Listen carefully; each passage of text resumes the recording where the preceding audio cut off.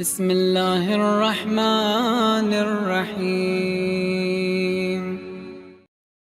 رسول کے بعد امیر المومنین نے کہا کہ اگر علی کو نہیں چن رہے کوئی بات نہیں، فرمایا کوئی سسٹم تو بناؤ۔ کہا کہ اطیعوا اللہ و اطیعوا الرسول و اولی الامر منکم، اللہ کی اطاعت کرو، رسول کی اطاعت کرو۔ پھر فرمایا تیسرا ولی وہ ہے جو تم میں سے حاکم ہو۔ کہا ٹھیک ہے ہم میں سے حاکم ہو، لیکن یہ حاکم بنے گا کیسے؟ یہاں پہ احساس کرو کہ مکتب اہل بیت کتنی بڑی نعمت ہے۔ کہ حاکم بنائے گا کون؟ تو کہا کہ علی سقیفہ میں بنا، مہاجرین اور انصار نے جناب ابوبکر کا انتخاب کیا، وہ حاکم بنے گا۔ ٹھیک ہے، میکنزم یہ بنا کہ وقت کے حاکم کو کون بنائے گا؟ سقیفہ بنائے گا۔ کہا ٹھیک ہے۔ جب جناب ابوبکر دنیا سے جاتے ہیں، دوسرے خلیفے کی باری آتی ہے، میکنزم کیا ہونا چاہیے کہ حاکم کو کہاں چنا جائے؟ سقیفے میں چنا جائے۔ دوسرے پہ میکنزم دوسرا آ گیا، پہلے خلیفے کو چنا سقیفے میں، فرسٹ میکنزم۔ دوسرے کی جب باری آئی تو میکنزم بدلا، دوسرے کو چنا پہلے نے۔ ہم نے کہا چلو دوسرے میکنزم پہ چلو، اب تیسرا بھی آئے تو اسے کون چنے؟ دوسرا چنے۔ یا پہلے میکنزم پہ چلو سقیفہ پہ، یا دوسرے میکنزم پہ کہ پہلا کیا کرے گا دوسرے کو چنے گا؟ نہیں، تیسرے پہ ایک تھرڈ میکنزم آ گیا۔ کہا ہم کیا بناتے ہیں؟ شورا بناتے ہیں، شورا چنے گی۔ چلو تیسرے کا انتخاب آ گیا، اب بندے خدا تیسرے میکنزم پہ چلو، چوتھے کو کم از کم شورا چنے۔ لیکن جب امیر المومنین کی باری آئے تو علی کو ڈیموکریسی کے تحت چنا گیا۔ سارے عوام امیر المومنین کے دروازے پر آ گئے، امیر المومنین کو کیا بنا دیا گیا؟ خلیفہ بنا دیا گیا۔ اب کہا کم از کم چوتھے میکنزم پہ چلو، علی کے بعد جسے بھی خلیفہ بناؤ گے وہ ڈیموکریسی کے تحت امت جسے چنے، لوگ جس پہ اعتماد کریں وہ خلیفہ بنے۔ لیکن پانچویں کی جب باری آئی تو میکنزم اور پانچواں ہو گیا، پھر تلوار کے زور پہ خلیفہ بنا امیر شام۔ کہ بھائی پھر ہمیشہ تلوار کے زور پہ ہی چلو، پانچویں میکنزم پہ چلو۔ لیکن جب یزید کی باری آئی تو چھٹا میکنزم آ گیا، باپ نے بیٹے کو چنا۔ تو بتائیے جس قوم کے پاس خلیفے چننے کا کوئی میکنزم نہیں ہے تو اس قوم کا حال وہی ہوگا جو آج حال پڑا ہوا ہے۔ ہم نے کہا کہ میکنزم ایک ہوگا، خلیفہ اسے بنایا جائے گا جسے خدا چنتا ہے، جس کا اعلان رسول خدا کر کے گئے کہ 12 خلیفے کہاں سے ہوں گے؟ قریش سے ہوں گے۔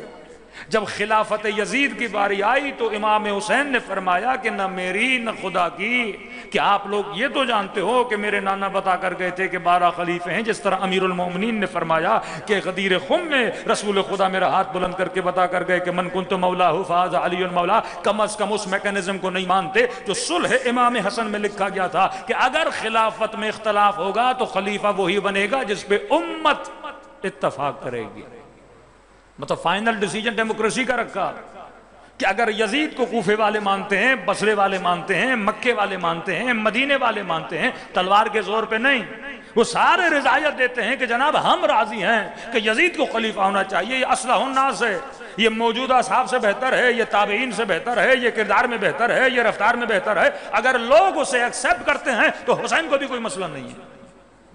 لیکن یہ میکنزم نہیں چلے گا کہ باپ بیٹے کو بنائے گا پھر بیٹا اپنے بیٹے کو بنائے گا، کہ اہلیت کو نہیں دیکھا جائے گا، نسبیت کو دیکھا جائے گا۔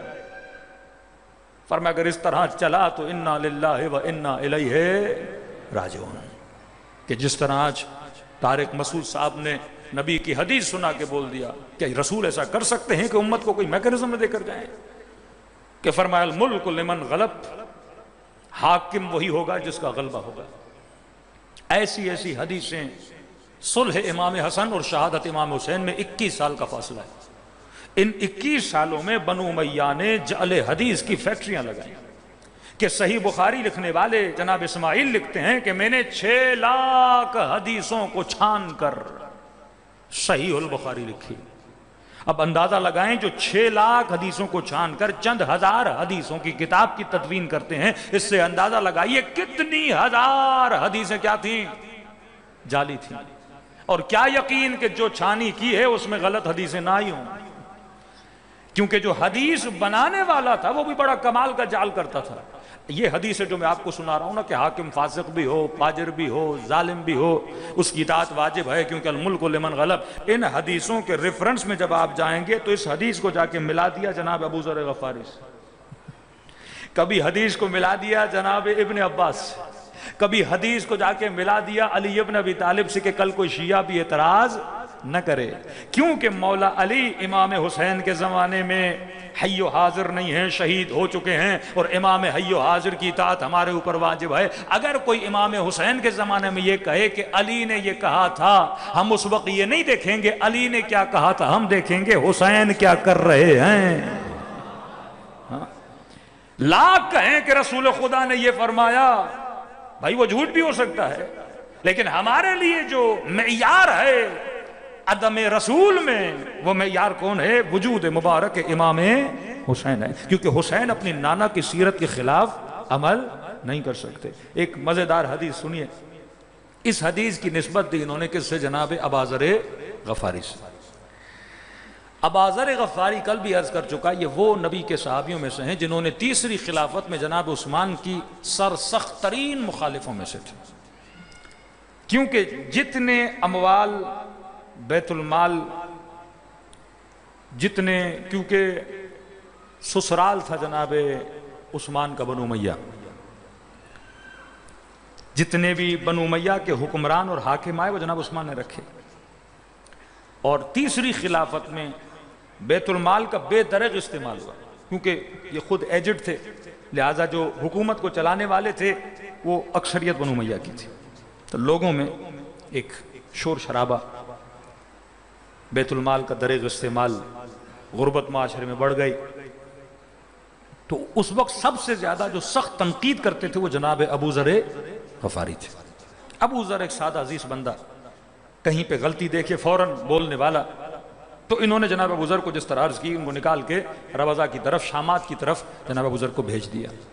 اب حدیث لکھنے والا حدیث کو کس سے ملاتا ہے؟ ابو ذر سے ملاتا ہے، کہ ابو ذر سے منقول ہے کہ حاکم کیسا بھی ہو، حاکم کی اطاعت کرنا کیا ہے؟ واجب ہے، چاہے وہ حاکم دین میں بدعت ہی کیوں نہیں ایجاد کرے۔ مثلا یہ حج تمتع آپ کرتے ہیں، جناب عمر نے حج تمتع کو بند کر دیا تھا، پھر امیر المومنین انہوں نے حج تمتع کو کھولا اور اجازت دی۔ یا آج جتنے بھی برادران اہل سنت حج تمتع کرتے ہیں، یہ علی بن ابی طالب کا ان کے اوپر احسان ہے، کیونکہ اگر امیر المومنین اجازت نہ دیتے آج تک یہ جناب عمر کی سنت پہ عمل کر رہے ہوتے۔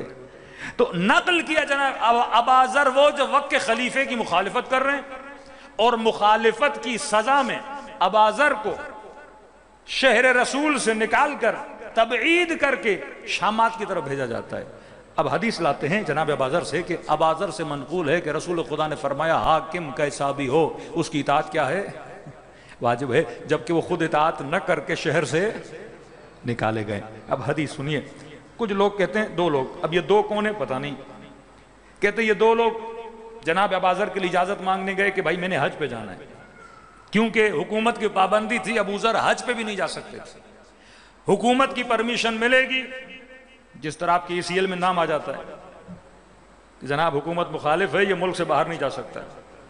جناب ابا ذر غفاری کا نام ECL میں تھا، کہا کہ حج بھی کرو گے تو پرمیشن، نبی کا اتنا بڑا صحابی، تو کہا کہ یہ دو سفارش لے کر گئے حکومت کے پاس کہ ہمیں پرمیشن دی جائے، ابو ذر غفاری حج کرنا چاہتے ہیں، کہتے ہیں پرمیشن ملی تو کہتے ہیں ابا ذر کے ساتھ حج پہ گئے، مقام منی پہ غالباً، وہاں پہ کہتے ہیں کہ مسلمان جو ہیں وہ 2 رکعت نماز پڑھتے تھے رسول خدا کے زمانے سے مقام منی پہ۔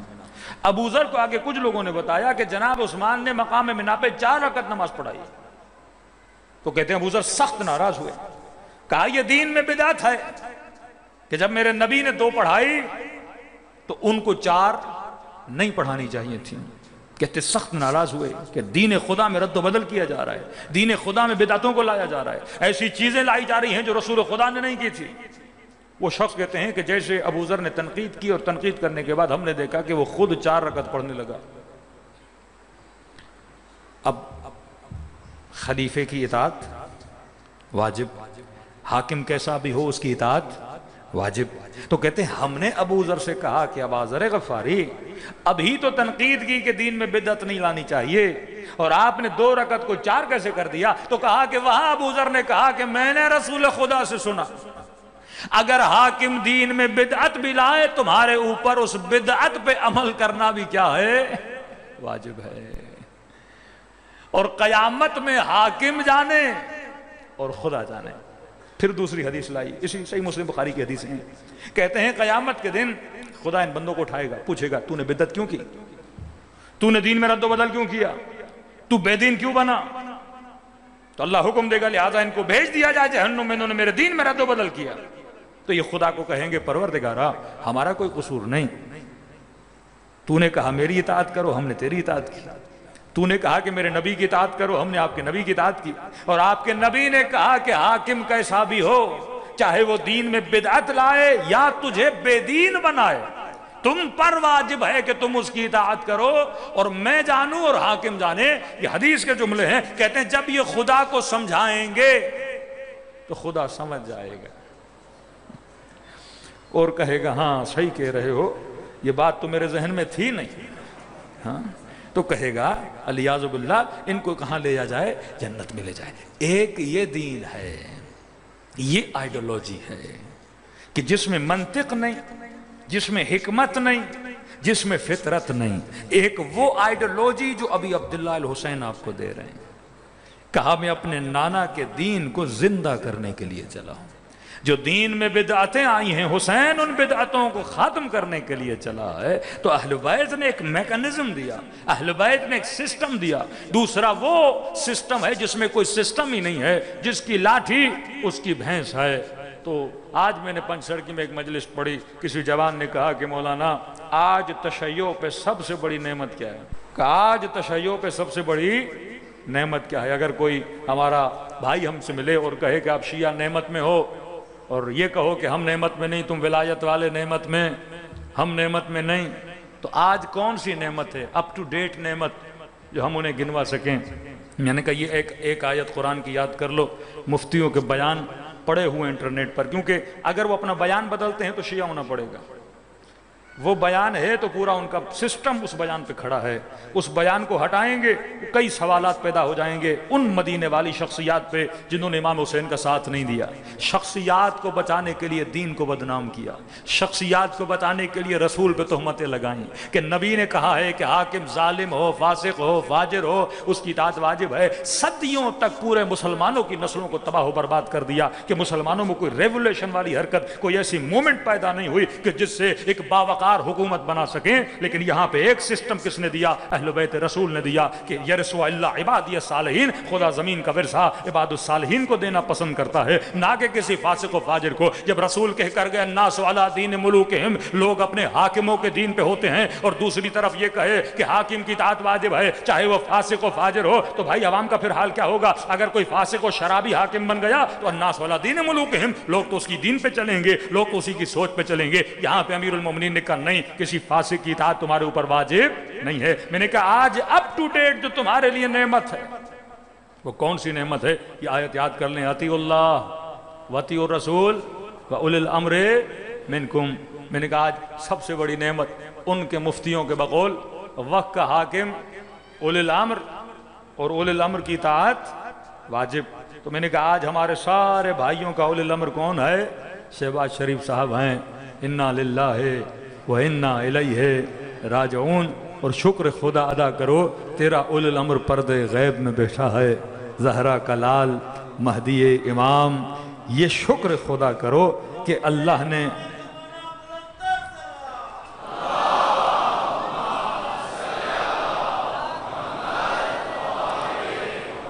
یہ کیوں آپ دیکھتے ہو کہ یونیورسٹی میں ایسے موٹیویٹر اسپیکرز آ رہے ہیں ان کے، مثلاً ایک نیا اسپیکر نکلا ساحل ادیم مثلاً، یہ ایسے موٹیویٹر اسپیکر جو جوانوں کو موٹیویٹ کر رہے ہیں۔ اب ایک بھرمار آپ دیکھو گے ایسے موٹیویٹر اسپیکر کی مخالفت میں، وہ سارے مخالف کون ہیں؟ مولوی حضرات۔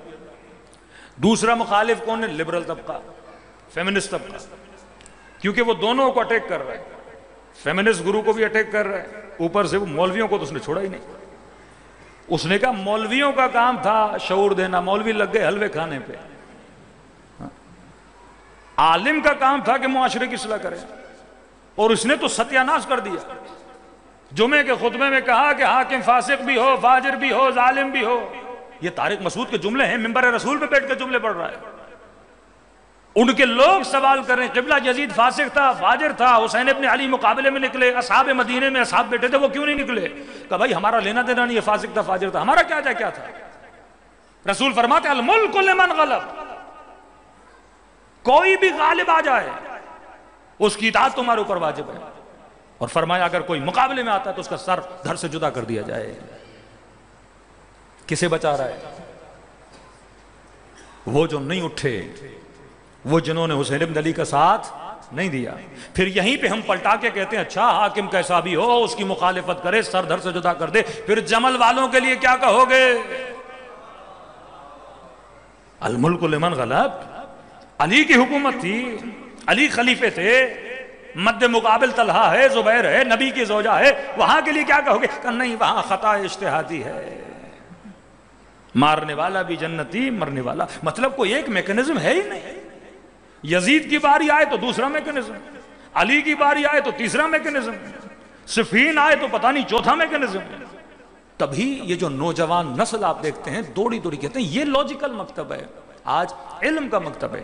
آج وہ نہیں کہ مفتی اپنے لاؤڈ پہ بولے کہ علم کے نیچے سے گزرو گے نکاح باطل ہو جائے گا، چند سکوں کے لیے، چند ریالوں کے لیے، چند لالچوں میں آ کے فتویٰ دے۔ یہ جس زمانے میں آپ رہ رہے ہیں یہ زمانہ شعور ہے۔